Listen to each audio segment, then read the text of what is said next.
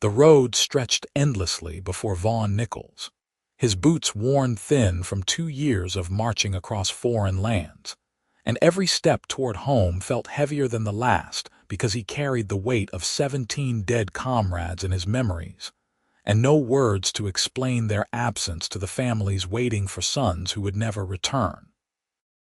He had been walking for 3 weeks since the army discharged him at the eastern garrison, following the trade road west through territories that had once been contested, but now lay quiet under an uneasy peace. The war had ended 6 months ago, but Vaughn had stayed behind to help bury the dead and burn the fever tents. Now, autumn painted the hills in shades of rust and gold, and the air carried the promise of an early winter. He pulled his threadbare cloak tighter and focused on putting one foot in front of the other. It was on the 4th week that he first noticed her. The sun hung low on the horizon when he stopped to refill his waterskin at a creek that cut across the road. As he knelt by the water, the hairs on the back of his neck prickled with the certainty that he was being watched. Vaughn had learned to trust that instinct during the war. He stood slowly, hand moving to the knife at his belt, and scanned the tree line. Nothing moved among the shadows, but he knew she was there. He could feel eyes on him, steady and unwavering. "I know you are following me," he called out, his voice rough from days of silence. "Show yourself or move on." No response came. The forest remained still except for the whisper of wind through dying leaves. Vaughn waited another moment, then shrugged and continued filling his waterskin. If whatever stalked him wanted him dead, it would have struck by now. He had faced worse things than forest bandits or wild animals. Let them watch if they wished, but over the next 2 days, the presence persisted. Sometimes he caught glimpses of movement in his peripheral vision, always at the edge of sight. Once, he woke in the night to find fresh footprints near his campsite, large and bare, pressed deep into the soft earth. The stride was long, but the weight distribution spoke of someone moving carefully, trying not to be heard. On the 3rd day after first sensing his shadow, Vaughn decided he had endured enough. When he made camp that evening in a clearing beside the road, he deliberately built his fire larger than necessary and laid out his bedroll in plain sight. Then he circled back into the woods and waited. Patience had kept him alive during the war. He settled against a tree trunk and watched his abandoned camp as the sun set and darkness gathered beneath the branches. The fire crackled and popped, sending sparks spiraling into the deepening blue of evening. She emerged from the opposite tree line just after full dark. Even in the dim firelight, there was no mistaking what she was. An orc woman, tall and powerfully built, moved with surprising quiet toward his camp. She wore mismatched pieces of leather armor that looked scavenged from battlefields, and her green skin seemed to absorb the shadows. Her dark hair hung in a thick braid over one shoulder, and even from this distance, Vaughn could see the small tusks that curved up from her lower jaw. She approached the bedroll cautiously, circling it twice before kneeling beside the fire. Her movements were economical and purposeful. She pulled something from a pouch at her belt and studied it in the firelight. Vaughn recognized it immediately. It was a wooden token, the kind the army gave to soldiers as proof of service, but not just any token. He stepped out from the trees before he could reconsider, making enough noise that she would not be startled into attacking. The orc woman moved like lightning. She sprang to her feet and whirled to face him, a wickedly curved knife appearing in her hand as if conjured from air.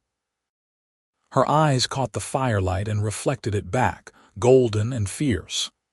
"That token," Vaughn said, keeping his hands visible and away from his weapons. "Where did you get it?" She did not answer, but neither did she attack. They stood frozen in tableau, the fire crackling between them, each assessing the other for threat. Vaughn tried again. I am not going to hurt you. I just want to know where you got that token." The orc woman's grip on her knife did not loosen, but her stance shifted slightly. Less aggressive, more defensive. "You are Vaughn Nichols," she said. Her voice was deeper than a human woman's, with an accent that turned certain consonants harsh and guttural. "Corporal, 3rd Infantry, discharged with honor." Ice water ran through Vaughn's veins. "How do you know that?" "Because you gave this to my brother." She held up the token, and now Vaughn could see it bore scratches along one edge, marks he had carved himself during long nights on watch. "You gave it to Gruck when he was dying. You stayed with him. You closed his eyes." Memory crashed over Vaughn like a wave. The battle at the river ford. The desperate last stand. And afterward, in the blood-soaked mud, an orc warrior who had been pressed into service by the eastern warlords, gasping his final breaths. Vaughn had found him while checking the bodies for survivors. The orc had been barely 20, fear and pain written across his face. There had been nothing Vaughn could do for him, no way to stop the bleeding from the sword thrust that had pierced his lung. So Vaughn had sat with him instead, held his hand, and given him the only comfort available. When the young orc finally went still, Vaughn had pressed his service token into the dead warrior's palm before moving on to search for other survivors. "Gruck," Vaughn said softly. "That was his name. That was his name." The orc woman's knife lowered slightly. "He was my youngest brother. My clan received his body and his possessions. We did not understand why a human soldier would show mercy to one of the enemy. My mother thought it was mockery. My father wanted to track you down and kill you for the insult." "And you?" Vaughn asked. "What did you think?" She was quiet for a long moment, the fire painting shadows across her face. "I thought perhaps one human knew how to see another living being instead of just an enemy. I needed to know if I was right. So when I learned you were traveling this road, I followed. You have been following me for a week, just to decide if I was sincere." "Yes." Vaughn let out a long breath and felt some of the tension drain from his shoulders. "Your brother was brave. He told me he did not want to fight, that the warlords had forced his clan to send warriors.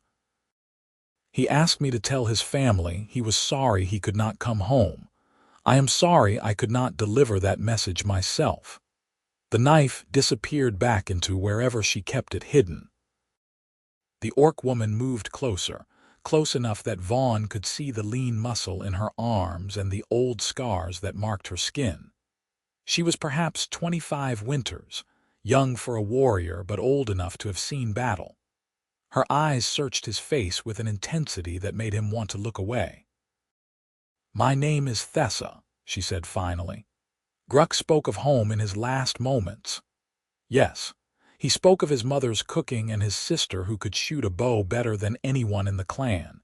He said he missed the mountains where your people live, where the snow comes early and stays late. He said he wanted to see the first snow fall one more time." Thessa's expression cracked just for a moment, and Vaughn saw the grief she carried. Then she pulled it back behind her warrior's mask. "You remembered all that." "I remember all of them," Vaughn said quietly. "Every man I watched die. What they said, what they wanted, who they left behind. I remember." Thessa nodded once, a gesture of understanding between soldiers. Then she did something Vaughn did not expect. She reached up and pulled a leather cord from around her neck, from which hung a small carving of a mountain cat. She held it out to him. "This belonged to Gruck. Our father carved it for him when he completed his first hunt. I want you to have it." "I cannot take that," Vaughn protested. "It belongs to your family. You gave my brother peace when he died far from home. You gave him dignity when you could have walked past and left him to suffer alone. This is payment of a debt. There is no debt." "There is." Thessa's tone left no room for argument. "Take it, or you insult my brother's memory and the honor of my clan." Vaughn hesitated, then accepted the carving. It was smooth from years of handling, the details of the cat's face worn but still visible. He closed his fingers around it and felt the weight of responsibility settle on him. "Thank you." Thessa stepped back and glanced at his bedroll still laid out by the fire. "You should sleep. The next town is 3 days' walk, and the weather is turning cold. What will you do?" She paused, seeming to consider the question. "I came to see if you were worth the mercy you showed my brother. Now I have my answer. I will return to my clan."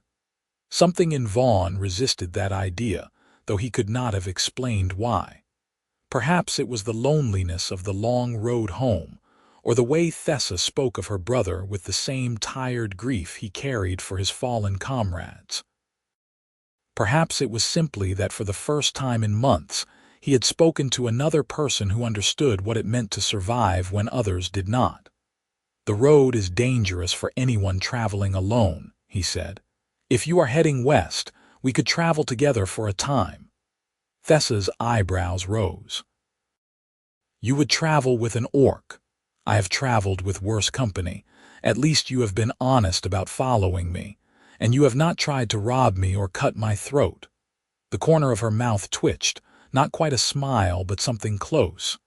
"You set a very low standard for companionship. War teaches you to appreciate the simple things." She studied him again with those golden eyes, weighing and measuring. "You understand that humans will not react well to seeing you with one of my kind. The war may have ended, but hatred does not stop so easily." "I know. But I am tired of hatred. I have seen enough of it to last a lifetime." Thessa was silent for several heartbeats. Then she nodded, a decision made. "Very well. I will travel with you until our paths divide, but I keep watch first and I do not share my rations."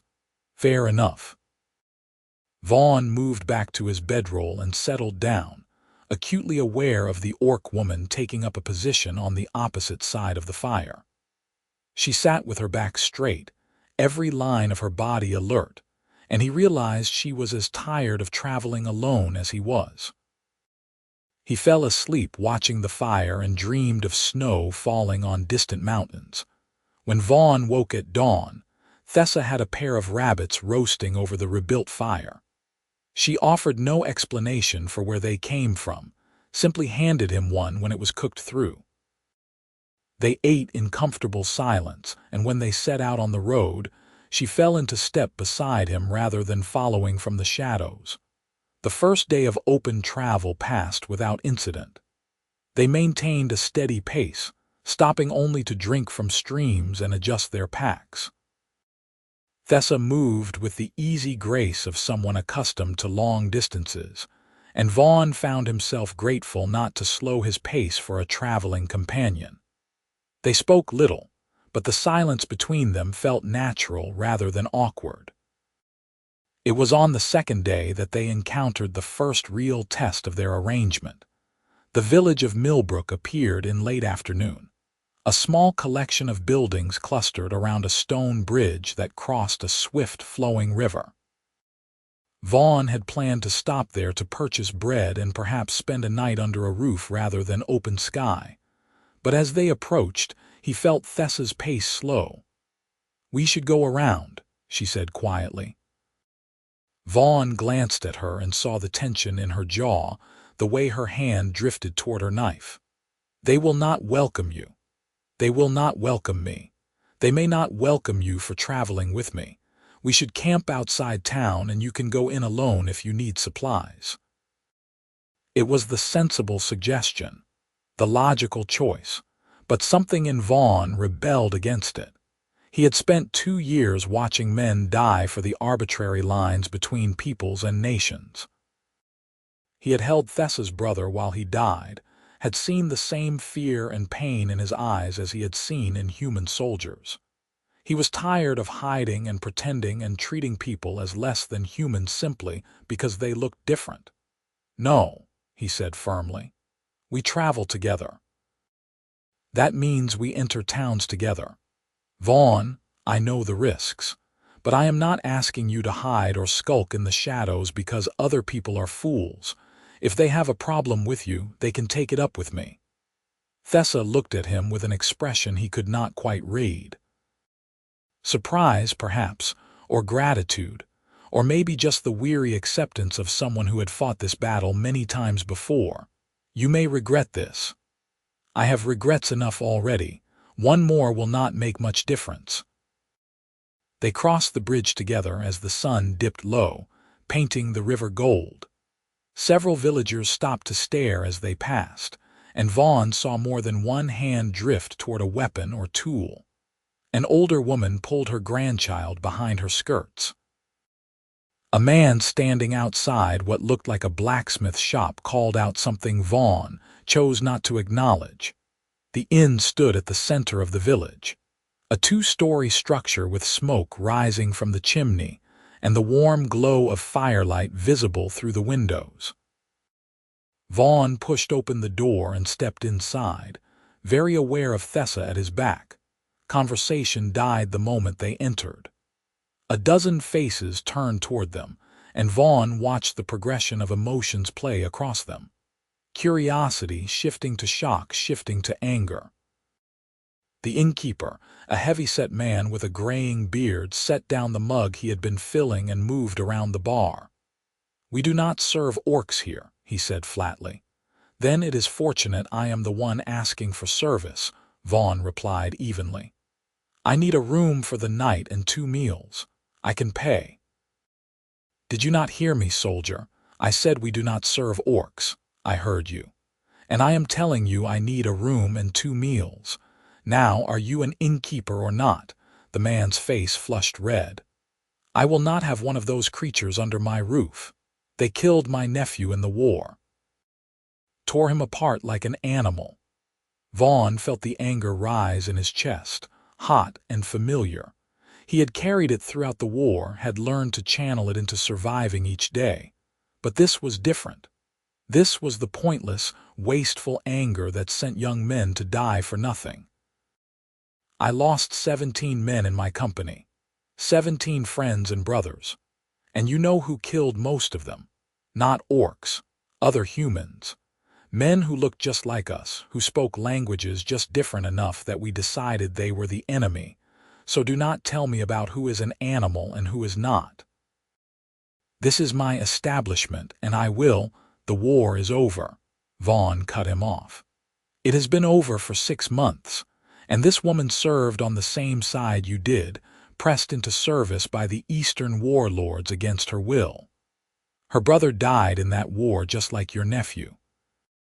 So you can either sell me a room and 2 meals, or you can explain to the magistrate why you are refusing service to a discharged soldier." It was an empty threat.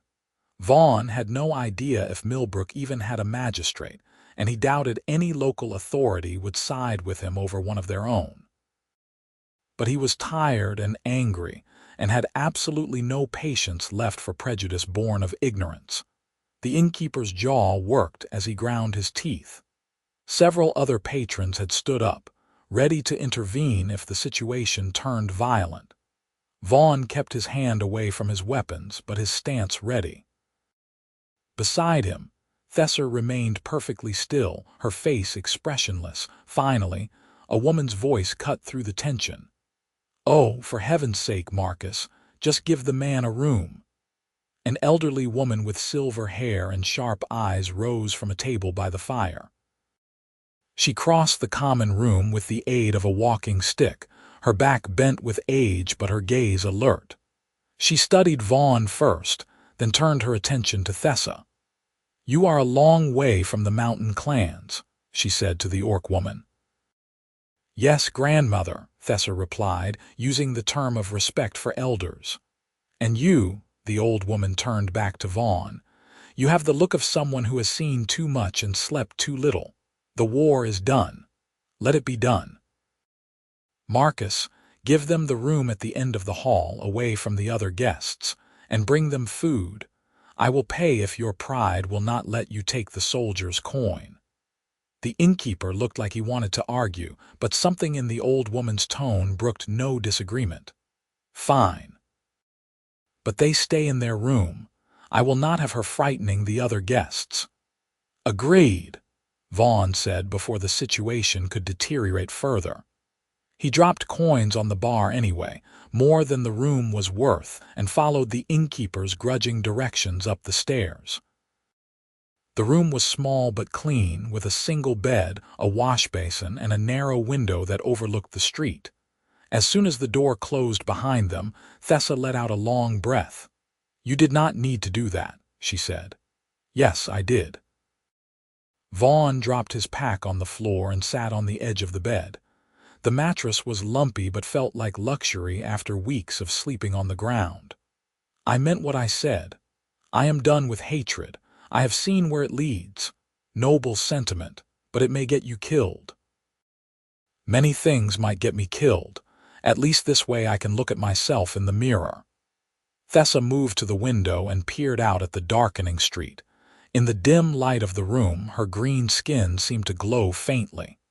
"Your people fear mine. It is not entirely without reason. Some orc clans are savage. They raid human settlements, take slaves, kill for sport. The warlords use that fear to turn us all into weapons. And human armies have done the same to villages and towns across the east. I have seen the burned farms and mass graves. There is enough blame to go around." "Perhaps." She turned from the window to face him. "But you are unusual, Vaughn Nichols. Most humans would have let me follow in the shadows. Most would not have spoken to me, let alone shared a room. Most humans have not sat with a dying orc and heard him talk about home and family. Most have not been forced to see the enemy as a person." A knock at the door interrupted whatever Thessa might have said in response. Vaughn opened it to find a young girl, no more than 12, holding a tray with 2 bowls of stew and a loaf of bread. She stared at Thessa with wide eyes but did not run. "Grandmother Helena said to bring this up," she whispered. "She said to tell you the orc woman should stay away from the windows so people do not see her." "Thank you," Vaughn said gently, taking the tray. "What is your name?" "Cora." "Thank you, Cora. Please tell your grandmother Helena we appreciate her kindness." The girl nodded and scampered off down the hall. Vaughn closed the door and set the tray on the small table. The stew smelled of meat and vegetables, simple but hearty. He handed one bowl to Thessa and took the other for himself. They ate in silence, but it was companionable now. When they finished, Thessa insisted on taking the floor despite Vaughn's protests that he was accustomed to hard ground. She fashioned a bedroll from her cloak and settled down with her back to the door, positioned to react if anyone tried to enter during the night. "Thessa," Vaughn said into the darkness after he had blown out the candle, "thank you for not fighting back down there. I know that could not have been easy. I have endured worse than words from frightened humans, and you stood for me when you did not have to. That is worth swallowing my pride. Still, thank you." He heard her shift on the floor, fabric rustling. "Sleep, Vaughn Nichols. Tomorrow we walk again." Vaughn closed his eyes and found himself thinking about the way Thessa had stood beside him in the inn, steady and silent, trusting him to handle the situation even when every instinct must have screamed at her to fight or flee. It took remarkable strength to remain calm in the face of such hostility. He fell asleep with that thought and slept more soundly than he had in weeks. They left Millbrook at dawn, before most of the village stirred. Grandmother Helena was awake, sweeping the steps of the inn, and she nodded to them as they passed. It was a small gesture but felt like a benediction. The road continued west through rolling farmland that grew more familiar with each passing mile. Autumn had deepened, and farmers worked to bring in the last of their harvests before winter. Vaughn recognized landmarks from his youth, stone markers and distinctive trees that told him he was getting close to home. "How much farther?" Thessa asked as they paused to rest by a stream. 3 days, maybe 4 if the weather turns. My family's farm is just west of a town called Ashford. And you think they will welcome you home after 2 years away? Vaughn filled his water skin and considered the question. My father will. He is a good man, steady and kind. My mother died when I was young and he raised me alone. He did not want me to go to war, but he understood when I said I had to. Duty is a hard master. It is. What about you? What will you do when we part ways? Thessa was quiet for a moment, trailing her hand in the cold water. I have not decided. I cannot return to my clan. When I left to follow you, I broke the terms of our surrender. The warlords required us to remain in the mountains and take no action against human territories. By traveling into human lands, even for personal reasons, I have violated that agreement. If I return, the warlords will execute me as an example. The casual way she said it made Vaughn's stomach clench. Thessa, I had no idea. Why did you not tell me? What difference would it have made? I chose to follow you to honor my brother. I knew the cost. So what will you do? She pulled her hand from the water and stood, droplets falling from her fingers. Survive. It is what I am good at. Perhaps I will travel north, find work as a guard or hunter. There are places where orcs are tolerated if they keep their heads down and do not cause trouble. The thought of Thessa spending her life hiding who she was, always on the edges of society, struck Vaughn as fundamentally wrong. But he had no solution to offer. He barely knew how he would adjust to civilian life himself.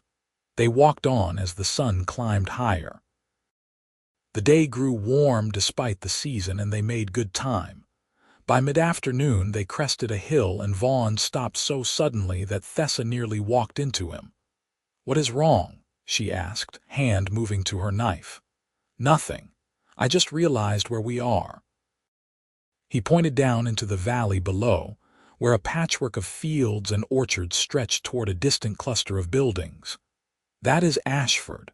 My home is just beyond those hills to the north. Thessa looked out over the valley, and Vaughn tried to see it through her eyes. The neat farms and tended fields, the smoke rising from chimneys, the peaceful ordinariness of it all. It must have seemed alien to someone from the harsh mountain territories where orc clans made their homes. It is very green, she said finally. Good soil. The river floods every spring and leaves silt in the fields. My father grows wheat mostly, some barley and vegetables. It is honest work. You miss it. It was not a question, but Vaughn answered anyway. I do. I miss the rhythm of the seasons, the simple satisfaction of a good harvest. I miss knowing my purpose and my place. War is chaos, but farming is order. You plant, you tend, you reap. Everything has its time. And you think you can go back to that, after everything you have seen? Vaughn started down the hill toward the valley. I have to try. The alternative is to let the war consume me even after it has ended. I refuse to do that. They reached Ashford as the sun began its descent. The town was larger than Millbrook, but still small by any measure, a crossroads settlement that served the surrounding farms. Vaughn led them through the main street, nodding to familiar faces who stared at him with surprise and curiosity. Several people called out greetings, asking when he had returned and where he had been. He answered briefly but kept moving. You are known here, Thessa observed. I grew up here. Everyone knows everyone in towns like this. It has advantages and disadvantages. They stopped at the general store to purchase supplies. The owner, a woman named Iris who had known Vaughn since childhood, greeted him with genuine warmth that turned to cautious tension when she noticed Thessa. But she sold them what they needed without comment, perhaps recognizing something in Vaughn's expression that warned against questions. As they left the store, a voice called out from behind them. Vaughn Nichols, is that really you? Vaughn turned to see a man about his age, broad-shouldered and weather-beaten, jogging up the street toward them. Recognition clicked into place. Thomas Crane, the same. Thomas reached them and clapped Vaughn on the shoulder hard enough to make him stagger. "By all the gods, we thought you were dead. Your father has been half out of his mind with worry. The army sent notice 6 months ago that your company had been discharged, but you never came home. Where have you been? Walking. It is a long way from the eastern garrison." Thomas's gaze slid to Thessa and his jovial expression faltered. "And who is your companion?" Before Vaughn could answer, Thessa spoke. "I am Thessa. I travel with Vaughn. We will part ways soon." "Right. Well." Thomas shifted uncomfortably. "Vaughn, you should know there has been trouble in the area. Raiders from the mountains, orc clans who refuse to honor the peace. They have hit 2 farms in the past month, stolen livestock and supplies. People are on edge." Vaughn felt Thessa tense beside him. "Have they hurt anyone?" "Not yet, but it is only a matter of time. We have organized patrols and the magistrate has requested militia support from the provincial capital. It is a bad time to be traveling with." Thomas trailed off, apparently realizing how the statement sounded. "With an orc," Vaughn finished for him. "Thessa is not one of the raiders. She has been nothing but honorable in her conduct." "I am sure she has. But Vaughn, people are scared. They see an orc, they think enemy. You understand that, do not you?" "I understand fear makes people stupid." "I also understand that Thessa has done nothing to deserve suspicion." Thomas held up his hands in a placating gesture. "I am not trying to start a fight. I am just warning you as a friend. Take her to your father's farm if you must, but keep her out of town, at least until tensions cool down." "Noted. Thank you for the warning." Thomas clapped him on the shoulder again, though the gesture felt forced now. "It is good to have you home, Vaughn. Your father will be thrilled. I will ride out to the farm later this week to visit properly." They parted ways, and Vaughn led Thessa out of town along a narrow road that wound between fields of harvested wheat.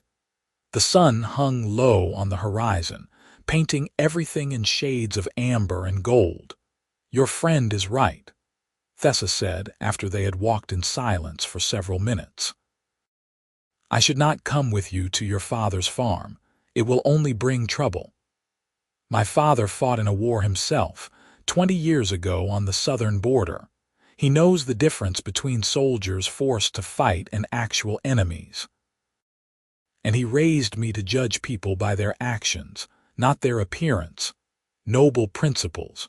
But principles do not stop frightened farmers from forming mobs." Vaughn stopped walking and turned to face her. The setting sun caught in her eyes, turning them from gold to amber.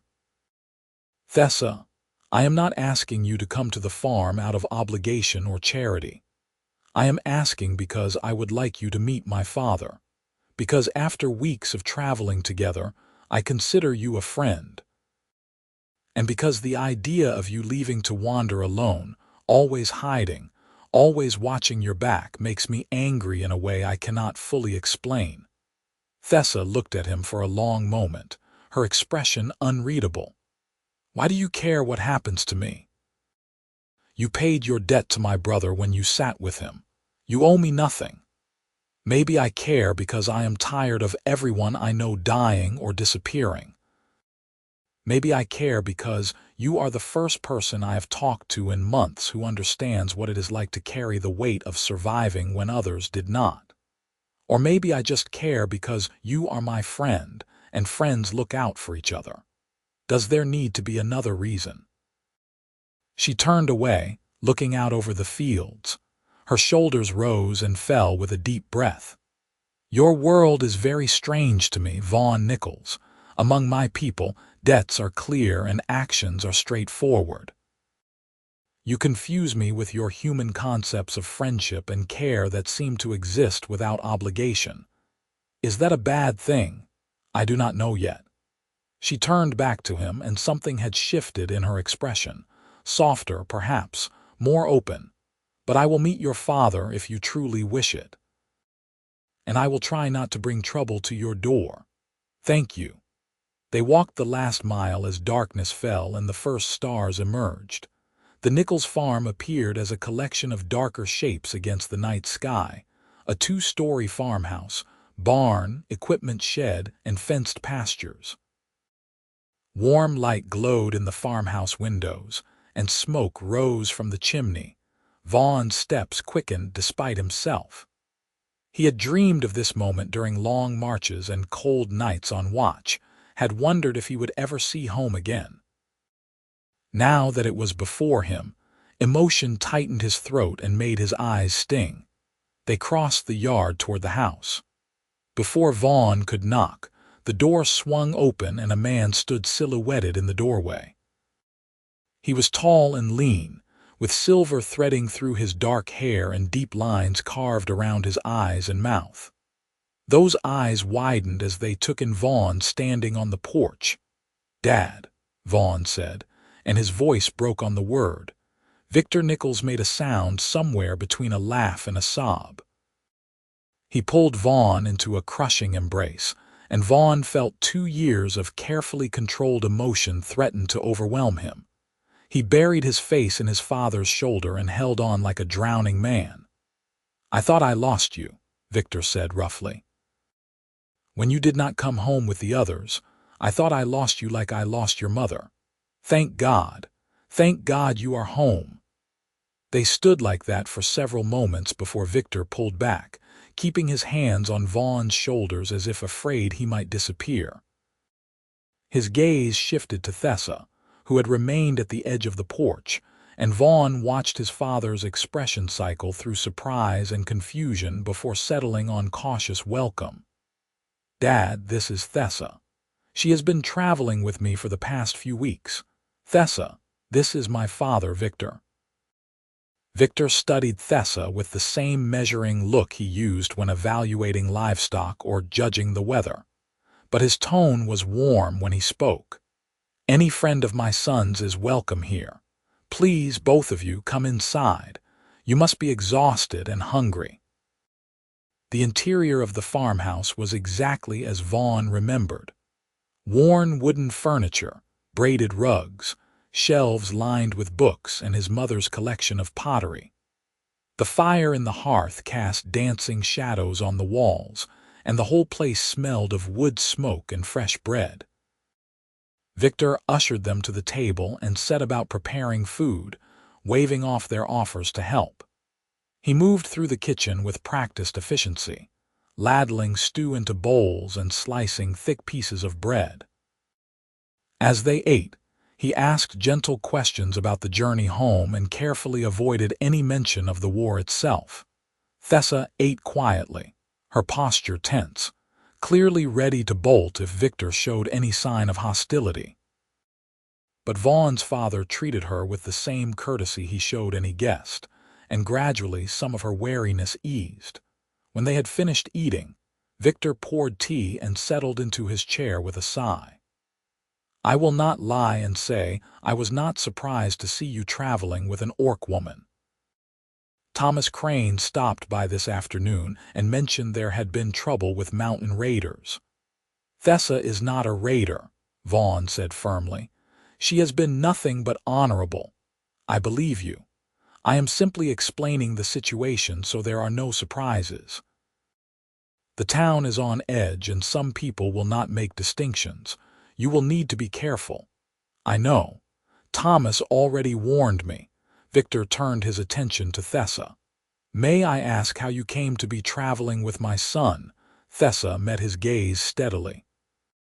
"Your son showed mercy to my brother when he died in the war. I needed to know if that mercy was real or mockery, so I followed him. He proved to be sincere. We have traveled together since." "I see. And where will you go from here?" "North, probably. Somewhere I can find work and keep out of sight."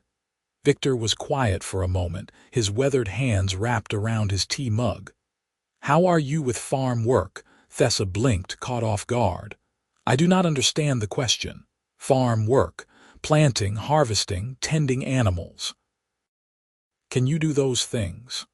"I have hunted and trapped since I was a child. I can track, skin game, preserve meat. I have never farmed, but I learn quickly. Good, because I could use the help. The farm has been short-handed since Vaughn left, and I am not getting any younger. If you are willing to work, I can offer you room and board. The pay would not be much, but it is honest labor. Vaughn stared at his father in amazement. Dad, you cannot be serious. You heard what Thomas said. People are already on edge. I heard. I also heard that this woman has traveled with you for weeks and earned your trust. That is good enough for me. Victor looked at Thessa. What do you say? It is better than wandering alone, and at least here you would have a roof over your head. Thessa looked between Vaughn and his father, clearly struggling to process the offer. You do not know me, you have no reason to trust me, true. But I know my son, and he is a good judge of character. Besides, I have spent my whole life working this land. I can tell the difference between someone looking for honest work and someone looking for trouble. You do not strike me as trouble. People in town will not approve. Let me worry about that. The farm is far enough from town that most people will not notice, and those who do can mind their own business. So what do you say? Thessa was silent for several heartbeats. Then, slowly, she nodded. I accept, but if I bring trouble to your door, I will leave immediately. I will not put you or Vaughn at risk. Fair enough. Victor stood and stretched. It is late and we are all tired. Vaughn, your room is exactly as you left it. Thessa, there is a guest room upstairs that should suit you. We will talk more in the morning about work arrangements. Vaughn helped clear the dishes while Victor showed Thessa to her room. When his father came back downstairs, Vaughn caught his arm. Dad, are you sure about this? I do not want to cause problems. Victor smiled, the expression both sad and proud. Son, you came home from a war that killed thousands.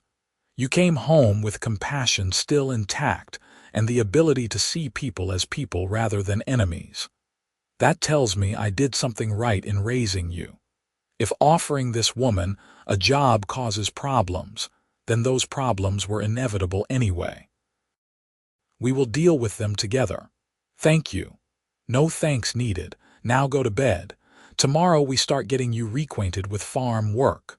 Vaughn climbed the stairs to his childhood room and found it untouched. The same quilt on the bed, the same books on the shelf, the same view out the window of the barn and pastures beyond. He stripped off his travel-stained clothes and lay down on the bed, marveling at the softness of the mattress and the clean smell of the sheets. He fell asleep thinking about the look on Thessa's face when Victor had offered her a job, the way disbelief had warred with hope in her eyes. Something had shifted between them during the journey, though Vaughn could not have named it precisely. She was his friend, certainly. But there was something more, some connection that had formed through shared miles and quiet conversations and the simple act of trusting each other day after day. Whatever it was, Vaughn was glad she would be staying. The idea of her leaving had felt like losing something precious before he fully understood what he had. Morning came with the crow of a rooster and pale sunlight filtering through Vaughn's window. For a disoriented moment, he did not know where he was. Then memory settled, and with it, the profound relief of being home. He dressed in clean clothes from his wardrobe and went downstairs to find his father already up and Thessa sitting awkwardly at the kitchen table. Victor was cooking eggs and bacon, filling the kitchen with mouth-watering smells. Good, you are up, Victor said cheerfully. Eat quickly. We have work to do. The fences in the north pasture need repair, and several of the barn boards have rotted and need replacing. Winter will be here before we know it, and I want everything secured. The next weeks fell into a rhythm that felt both strange and comforting. Vaughn relearned the patterns of farm life, his hands remembering skills his mind had half forgotten. Thessa proved to be a quick study and tireless worker. She approached every task with the same focused intensity she brought to everything else. And soon, Victor was trusting her with increasingly complex work. The three of them worked together repairing fences, mending the barn roof, preparing the fields for winter, and splitting wood for the cold months ahead. In the evenings, they ate dinner together and sat by the fire, sometimes talking, sometimes reading or simply enjoying the companionable silence. Vaughn found himself watching Thessa more often than he probably should. The way she moved, economical and precise. The rare smile that softened her face when something amused her. The patient way she listened to Victor explain farming techniques, filing away every piece of information for future use. He also noticed the way she would tense whenever they needed to go into town for supplies, the mask she pulled on to hide her emotions. People stared and whispered, and more than once Vaughn had to step between Thessa and someone who thought they had the right to demand what an orc was doing on the Nichols farm. It was 3 weeks after they had arrived when the trouble Thomas had warned about finally arrived at their door. Vaughn was in the barn grooming one of the horses when he heard raised voices from the yard. He dropped the brush and hurried outside to find 5 men on horseback confronting his father. Thomas Crane was among them, along with several others Vaughn recognized from town. "Victor, be reasonable," Thomas was saying. "We are just asking you to send the orc away, for your own safety as much as anything." "I appreciate your concern," Victor replied, his tone mild but his stance firm. "But Thessa has been nothing but helpful. She has done good work and caused no problems. She is an orc. The raiders who hit the Morrison farm last week killed 3 men and stole half their winter stores. We cannot take chances." Vaughn stepped forward. "Thessa was here the night of that raid. She was helping me repair the barn loft." "She could not possibly have been involved." Thomas sighed. "Vaughn, please. You are a good man, and I understand you feel you owe this woman something, but you are putting the whole area at risk by harboring her." "I am putting no one at risk. Thessa has done nothing wrong." One of the other men, a farmer named Harlan, leaned forward in his saddle. "We do not need explanations. We need the orc gone. Hand her over, or we will come back with enough men to take her." Before Vaughn could respond, Thessa emerged from the equipment shed where she had been organizing tools. She walked calmly across the yard and positioned herself beside Vaughn, her expression neutral. "I am here. What is it you want?" Harlan's hand moved to the rifle strapped to his saddle. "We want you gone, back to whatever hole you crawled out of." "I have committed no crime against you or your people. I work here with permission of the landowner. By what authority do you demand I leave?" "By the authority of keeping this town safe. Your kind have been raiding farms and terrorizing families. We will not wait until you turn on the Nichols family." Thessa's jaw tightened, and Vaughn saw her struggle to keep her temper in check. "I am not responsible for the actions of others simply because we share the same species. Would you accept being punished for crimes committed by any random human?" "That is different. It is not different. It is prejudice dressed up as caution." Harlan's face flushed red and his hand tightened on the rifle. Vaughn moved smoothly, putting himself between the weapon and Thessa. "That is enough. Thessa is under my protection and the protection of this household. If you want to remove her, you will have to go through me first." Thomas shook his head. "Vaughn, do not do this. Do not throw away your place in this community for some orc woman." "I am not throwing anything away. I am standing up for what is right. If the community cannot accept that, then perhaps I need to reconsider my place in it." The standoff stretched taut as a bowstring. Victor moved to stand beside his son, and though he carried no weapon, his presence added weight to Vaughn's declaration.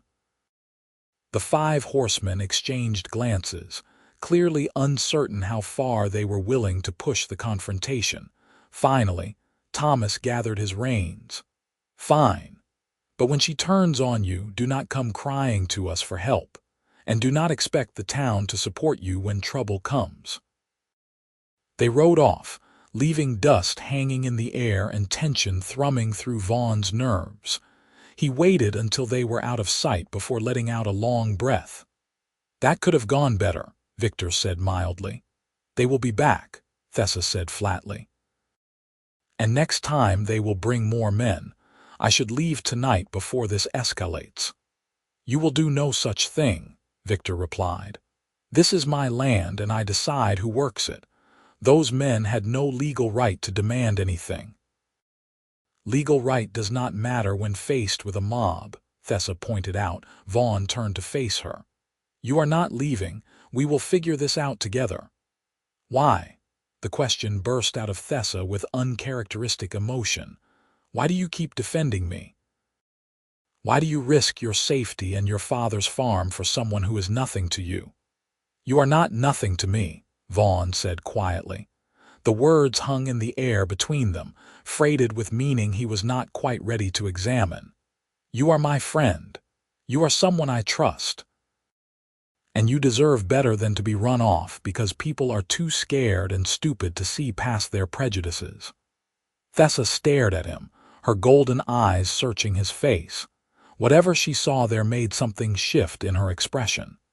"You are the strangest human I have ever met, Vaughn Nichols." "I will take that as a compliment. Now come on. We have work to finish." But the encounter left all three of them unsettled.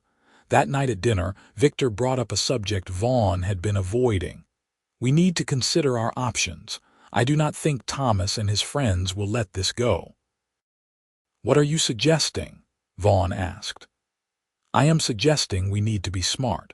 Keep Thessa out of sight when possible, avoid going into town unless necessary, and prepare for the possibility of more trouble.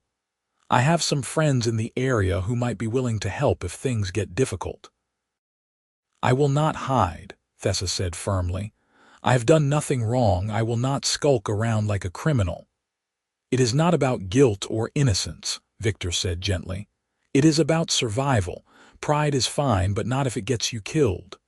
Thessa's expression hardened, but she nodded reluctantly. "Very well, but I do not like it. None of us do. But we work with the situation we have, not the one we wish for." The next days were tense.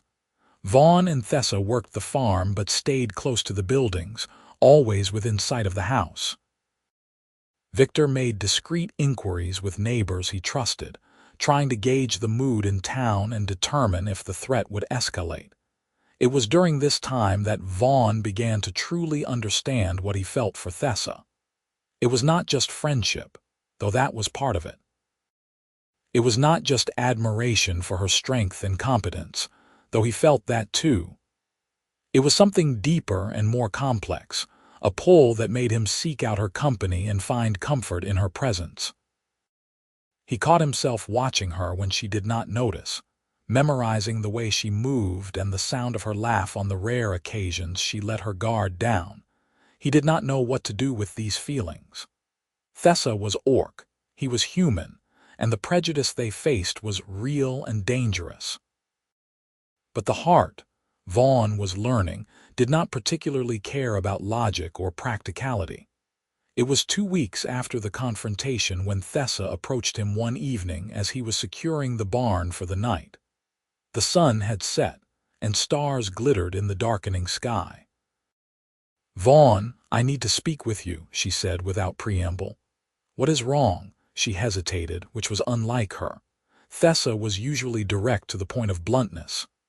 "I have been thinking about what you said, about how I am not nothing to you. I need to understand what you meant by that." Vaughn's heart kicked in his chest. "What do you think I meant?" "I am not good at human courtship or subtle meanings. Among my people we are direct. So I am asking directly. Do you have feelings for me beyond friendship?" The question hung in the cool night air. Vaughn could have deflected, could have played it safe and protected himself from potential rejection. But Thessa had been brave enough to ask, so he owed her honesty. "Yes," he said simply. I do not know when it happened or how, but yes, I care about you as more than just a friend." Thessa was quiet for several heartbeats, her face unreadable in the shadows. "That complicates things. I know. Your people hate mine. My clan would disown me completely if they knew I had feelings for a human. We would face hostility from both sides." Vaughn's breath caught. "You have feelings for me." She let out a huff that might have been a laugh. "Of course I do. Why else would I risk execution by following you across half the territory? Why else would I stay here when every instinct tells me to run? I have been trying to ignore it because it is impossible and foolish and will only lead to pain. But apparently I am not very good at ignoring things." Relief and joy surged through Vaughn, so intense it made him dizzy. "So what do we do?" "I do not know. In my clan, if two people wish to bond, they simply declare it before witnesses and move in together. But you are human. You have different customs." Vaughn took a step closer, close enough that he could see the flecks of darker gold in her eyes. "I do not care about customs. I care about you. If that makes me foolish or reckless, so be it. I have spent 2 years watching people die for no good reason. I will not waste whatever time I have being afraid to live. You realize this will make everything harder. People already look at me with hatred. If they know we are together, that hatred will extend to you as well. Let it. I would rather face the world with you than hide what I feel." Thessa reached up and touched his face, her palm rough with calluses but gentle against his cheek. "You are either the bravest person I have ever met or the most foolish. I have not decided which yet. Can I be both?" She smiled then, a real smile that transformed her face. "Yes, I think you can." Vaughn covered her hand with his own and leaned forward slowly, giving her time to pull away if she wished. She did not. Their lips met in a kiss that was tentative at first, then deeper as 2 years of loneliness and war and survival fell away, leaving only this moment and this connection. When they finally broke apart, Vaughn rested his forehead against hers. "We will figure this out, together." "Together," Thessa agreed. They stood in the barn doorway, wrapped in each other's arms as night fell completely and the stars wheeled overhead. Vaughn knew this would not be easy. The threats they faced were real and dangerous. But for the first time since coming home, he felt something beyond exhaustion and grief. He felt hope. The next morning, Victor took one look at them and raised an eyebrow. "So that happened." Vaughn had the grace to look slightly embarrassed. "You knew. Son, I have eyes. You two have been circling each other for weeks. I figured it was only a matter of time before you worked out what was obvious to everyone else." Thessa looked between them. "You do not object." Victor poured coffee and passed cups to both of them. "Why would I object? You make my son happy, you work hard, and you have proven your character. What else matters? The town will not see it that way. The town can mind its own business. This is my land, and what happens here is my concern, not theirs." Victor settled into his chair with his own coffee. "That said, we need to be smart about this. Word will get out eventually, and when it does, things may get difficult. We should make preparations." "What kind of preparations?" Vaughn asked. "Practical ones. Stock up on supplies so we do not need to go into town as often. Make sure the house and barn are secure. Maybe reach out to some of my old army friends in the area. Most of them are decent sorts who will not care about species differences. I will not let you turn your home into a fortress because of me," Thessa protested. "You are not letting me do anything. I am making tactical decisions to protect my family, which now includes you." Victor said it so matter-of-factly that it took a moment for the words to sink in. Thessa's eyes widened. "You consider me family, of course. You live under my roof, you work my land, and you make my son happy. That makes you family in all the ways that matter, unless you have objections." No, no objections." Thessa's voice was rough with emotion, and she turned away to stare out the window. Vaughn understood. Family was not something Thessa had expected to find among humans, and Victor's easy acceptance had caught her off guard. He moved to stand beside her, not touching but close enough to offer support. They spent the next days following Victor's advice.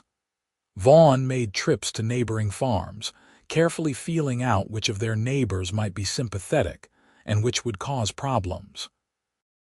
He was pleasantly surprised to find that several of Victor's old military friends had no issue with Thessa once they met her, and saw how she conducted herself. One afternoon, Vaughn was in the north field checking the irrigation channels when he noticed movement at the edge of the tree line. His hand went to the knife at his belt as he scanned the shadows. A figure emerged, and Vaughn relaxed slightly when he recognized one of the younger men from town. Peter Morrison approached hesitantly, hands visible and empty. He was perhaps 20, with the rangy build of someone still growing into their frame. His farm had been one of those hit by raiders. "Vaughn, can I talk to you, Peter? What brings you out here?" The young man glanced around nervously. "I wanted to apologize for being part of the group that came here. My father pushed me into it, said we needed to show solidarity against the orc threat, but I have been thinking about it, and it did not sit right." Vaughn relaxed his stance slightly. "I appreciate you saying that. I also wanted to ask about the woman who lives here, Thessa. Is it true she fought in the war?" "It is. She was pressed into service by the Eastern warlords, same as many orcs." Peter was quiet for a moment, scuffing his boot in the dirt. "My brother died in the war. He was in the 4th Infantry. I hate the war and everyone who fought in it, but I have been thinking maybe that is not fair. Maybe some people did not have a choice." "Most people did not," Vaughn said quietly. "We were all just trying to survive and make it home." "Did you know my brother?"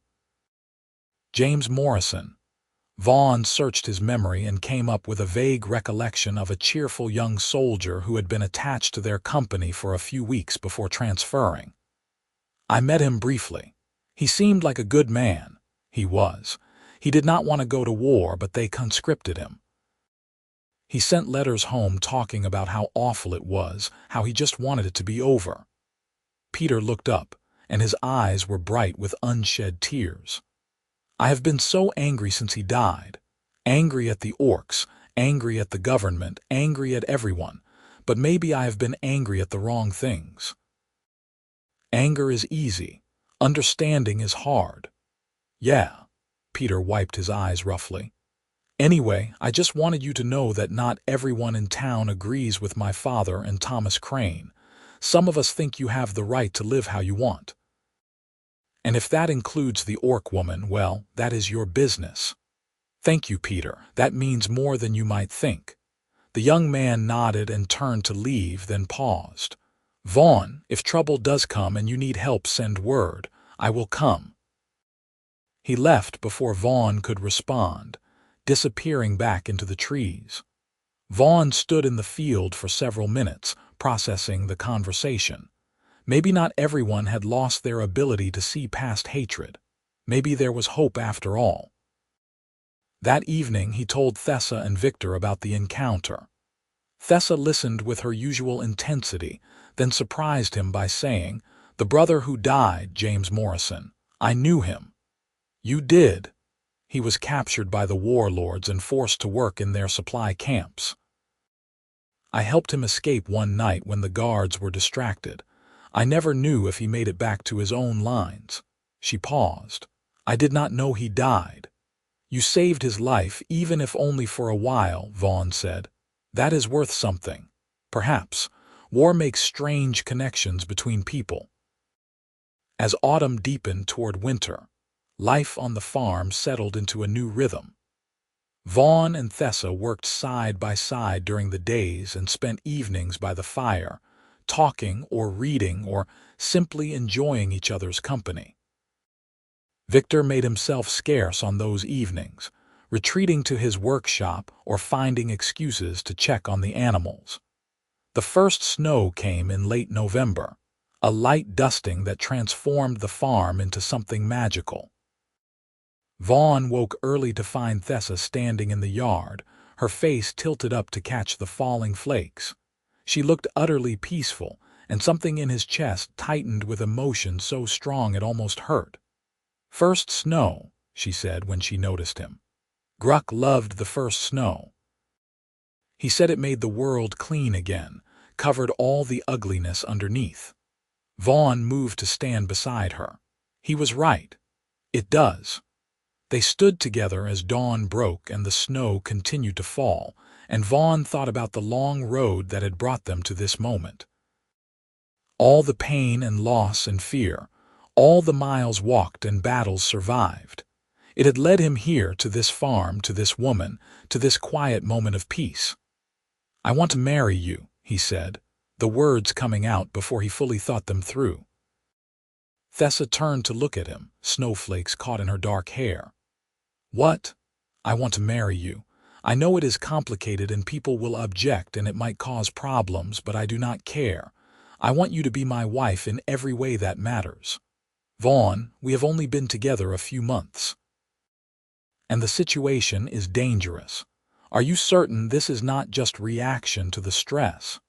I have never been more certain of anything in my life. I have seen what happens when people wait for the perfect moment or the safe choice. The perfect moment never comes.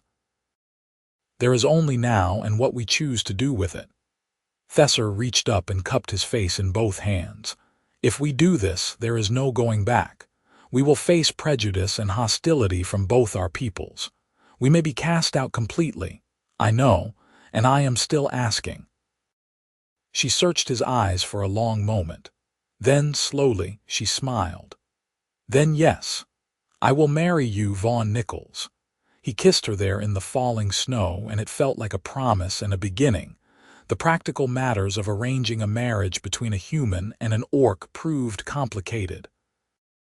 No priest in town would agree to perform the ceremony, and the magistrate flatly refused to register the union. But Victor, resourceful as always, had a solution. "There is a man I served with during the southern campaigns, Marcus Dover.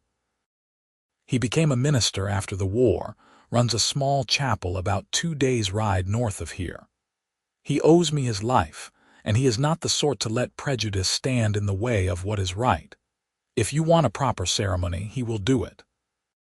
So one cold December morning, the three of them set out in Victor's wagon, bundled against the chill and carrying supplies for the journey.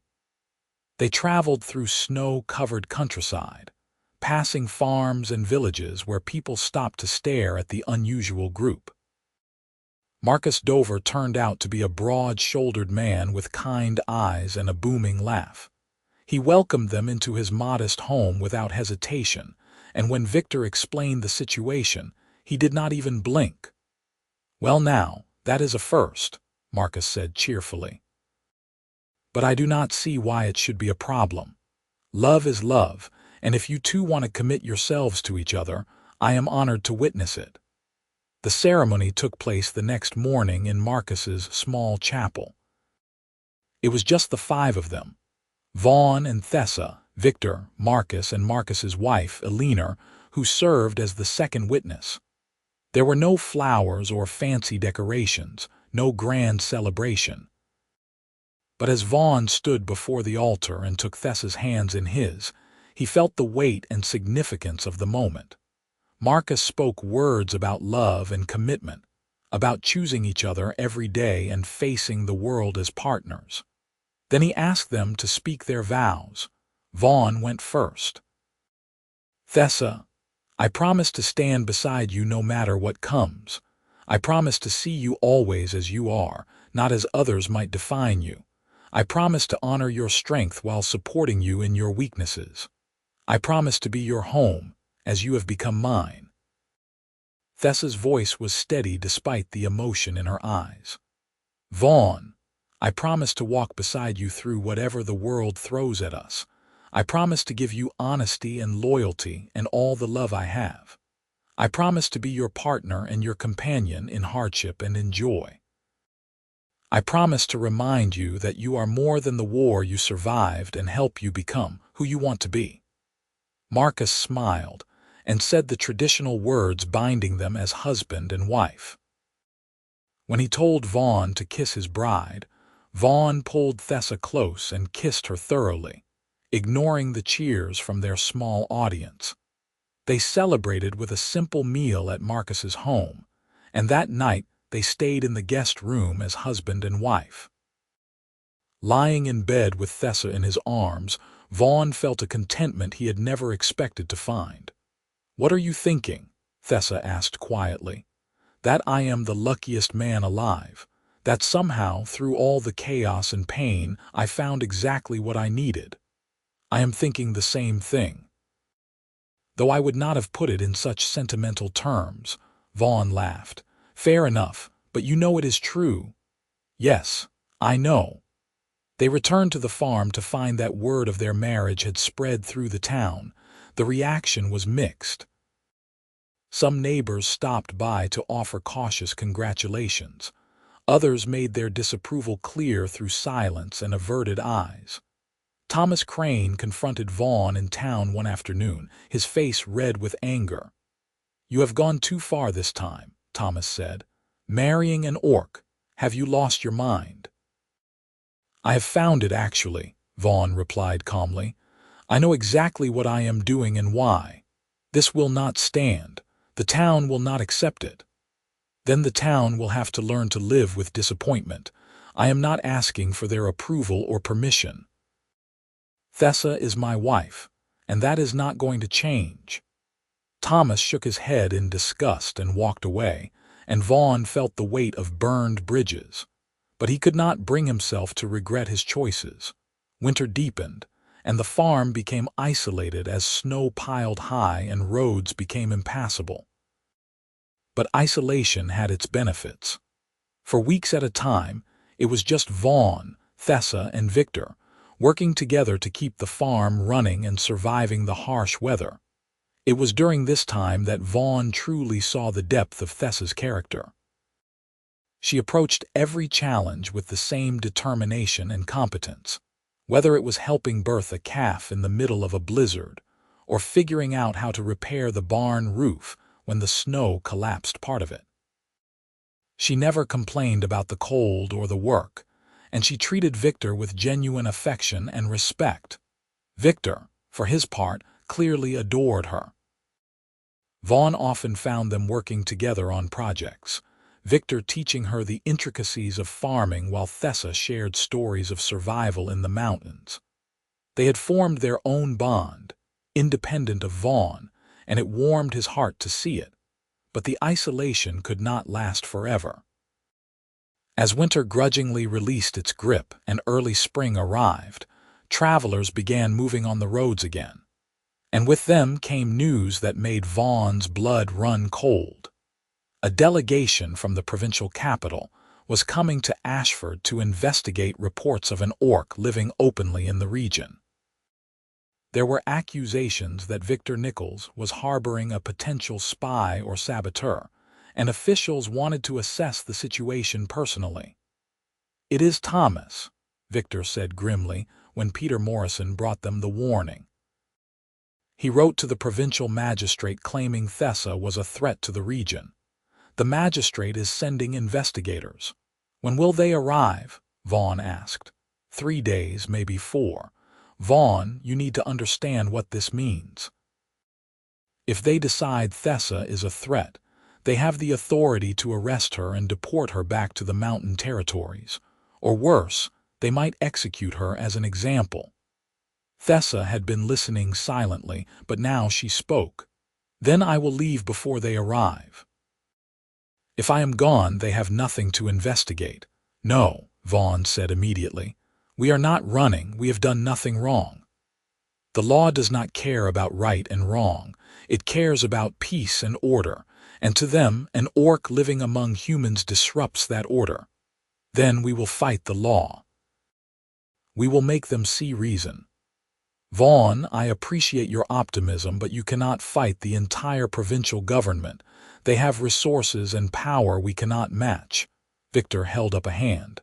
Let us not panic yet. We have a few days to prepare. Marcus Dover might be willing to testify about your character, and we have witnesses like Peter and some of the other neighbors who know you are not a threat.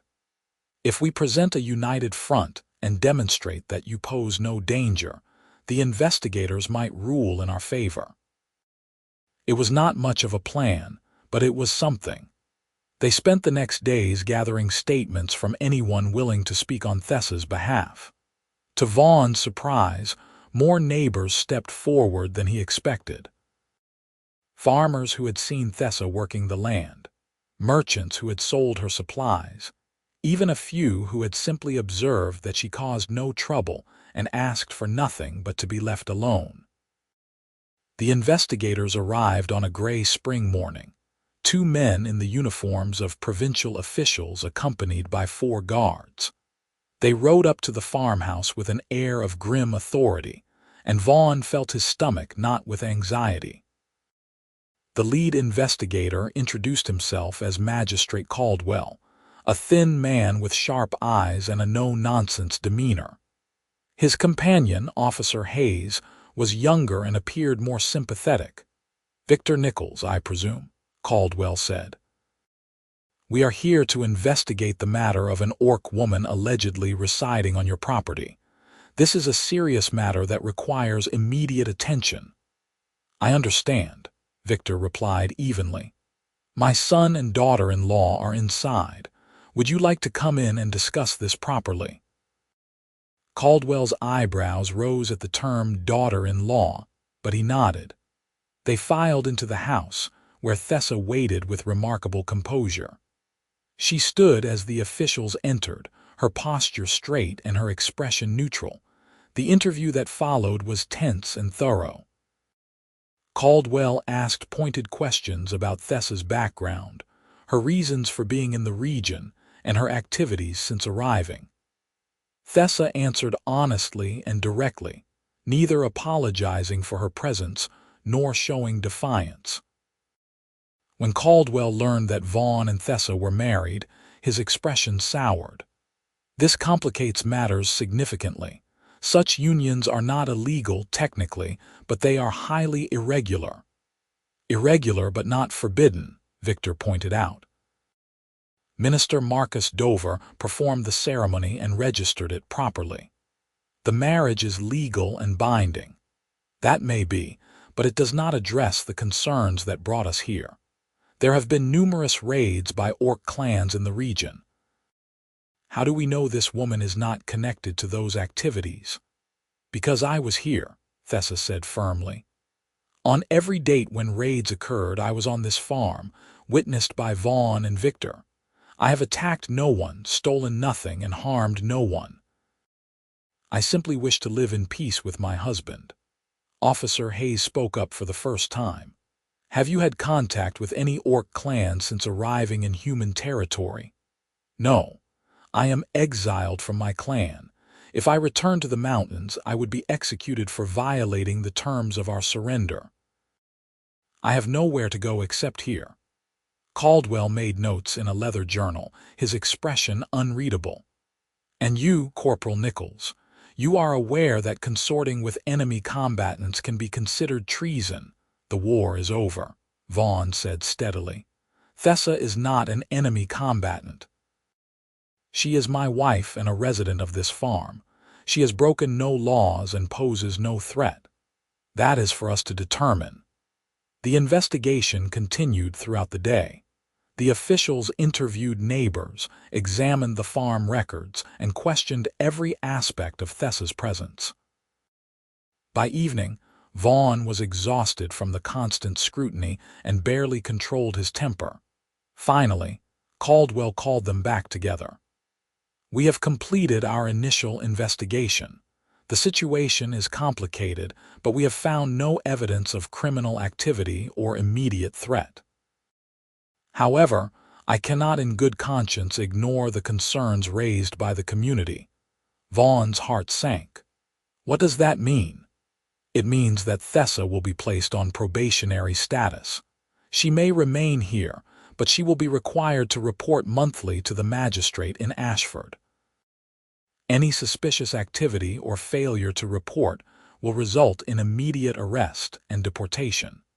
Additionally, she is forbidden from traveling more than 5 miles from this farm without explicit permission from provincial authorities. It was not the worst outcome, but it was far from ideal. Thessa would essentially be under constant surveillance, her freedom restricted and her every move watched, but at least she would not be taken away. "We agree to the terms," Victor said before anyone could argue. Caldwell nodded. "Very well. Officer Hayes will remain in the area for the next week to ensure compliance. After that, you will report to the local magistrate as directed. Do not make us regret this decision." After the officials left, the three of them sat in exhausted silence. Thessa broke it first. "This is not sustainable. They will look for any excuse to remove me."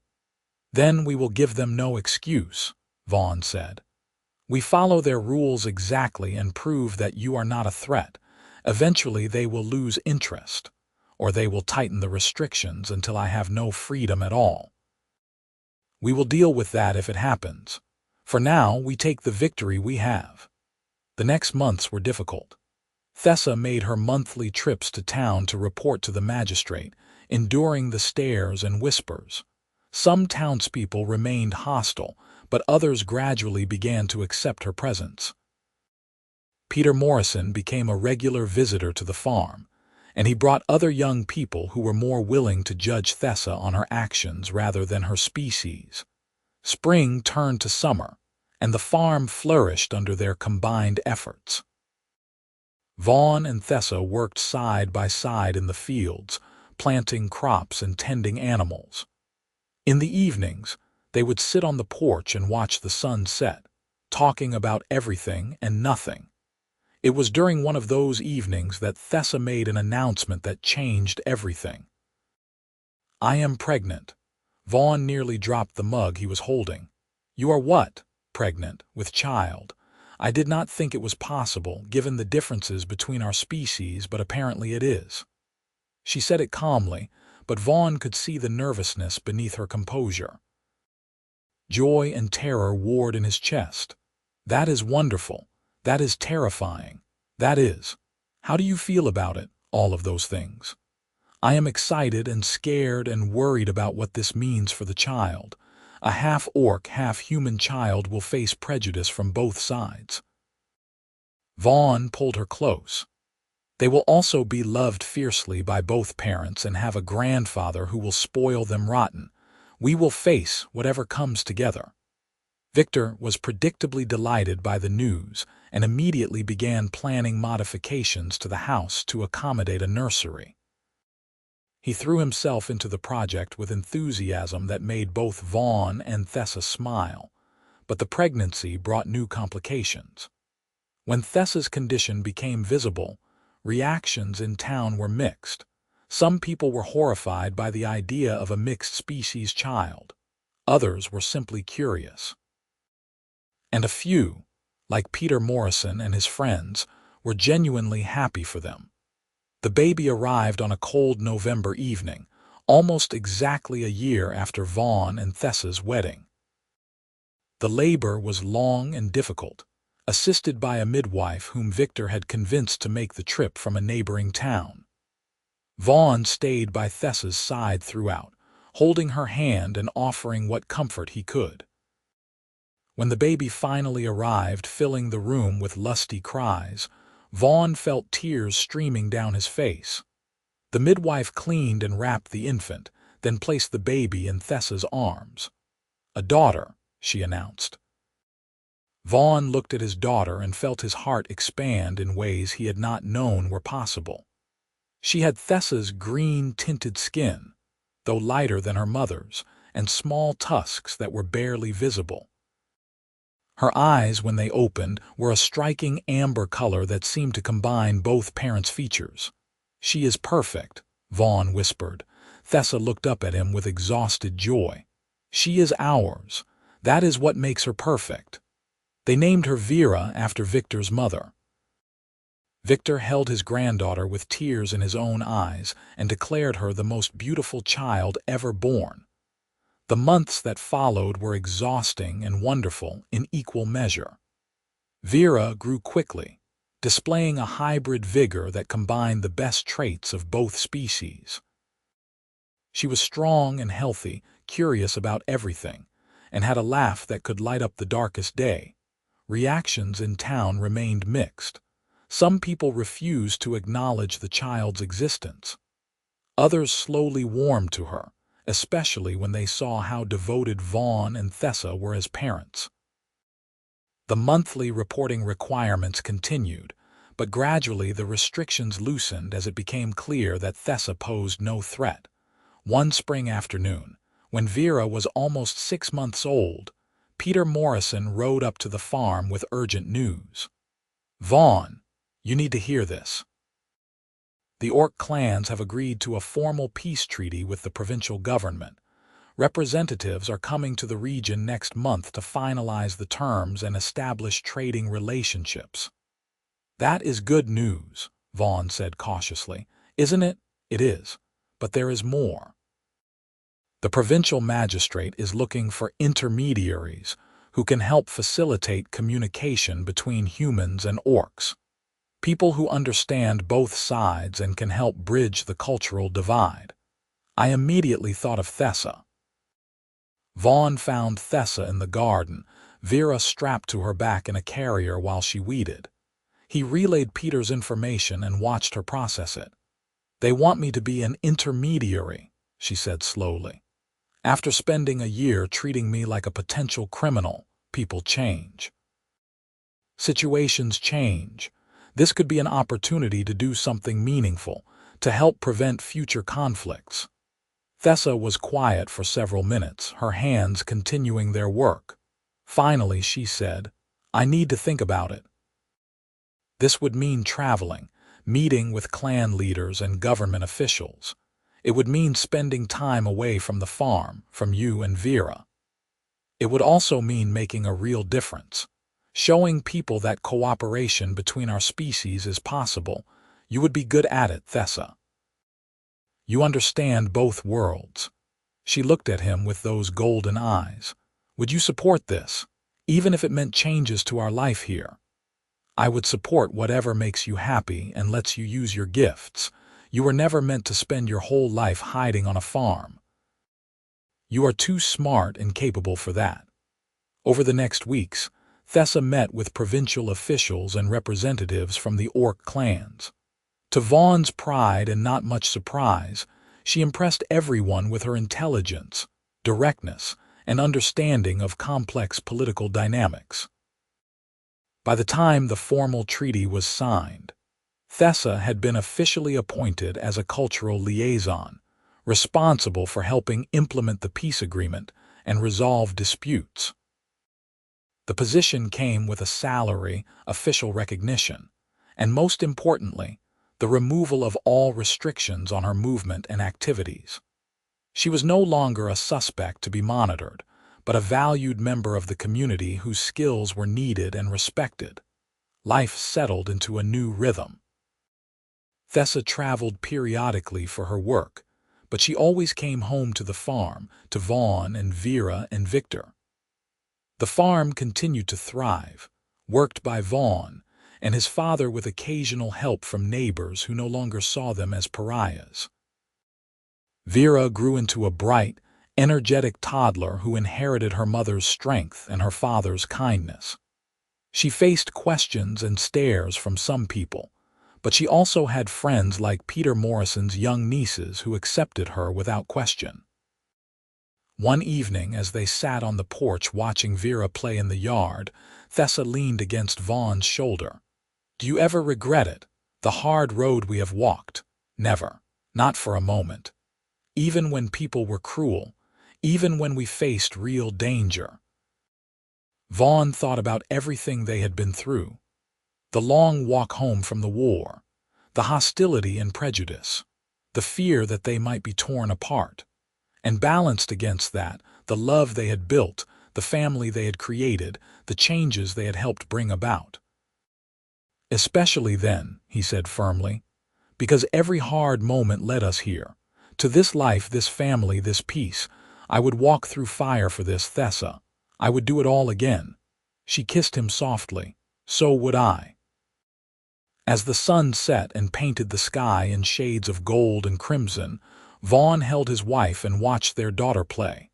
Victor emerged from the house and joined them, settling into his chair with a contented sigh. "Beautiful evening," Victor said. "It is," Vaughn agreed. They sat in comfortable silence as darkness gathered and stars began to emerge. Somewhere in the distance, an owl called. The world was not perfect. There was still prejudice and fear, still work to be done to build lasting peace between species. But here, on this farm with these people, Vaughn had found something he had never expected when he began his long walk home from the war. He had found home itself, in the truest sense of the word. Not just a place, but a feeling. Not just shelter, but belonging. He had come home from the war alone, carrying the weight of everything he had lost. And somehow, through grace or luck or fate, he had found everything he needed. An orc woman who had followed him all the way home had become his wife, his partner, the mother of his child. She had challenged him and changed him and loved him with a fierceness that still took his breath away. They had built something real and lasting from the ashes of war. A family that spanned species and defied prejudice. A love that had survived every test the world could throw at it.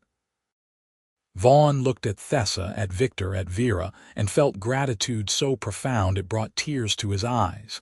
He had survived the war, but more importantly, he had survived to find this, to build this, to live this. "What are you thinking?"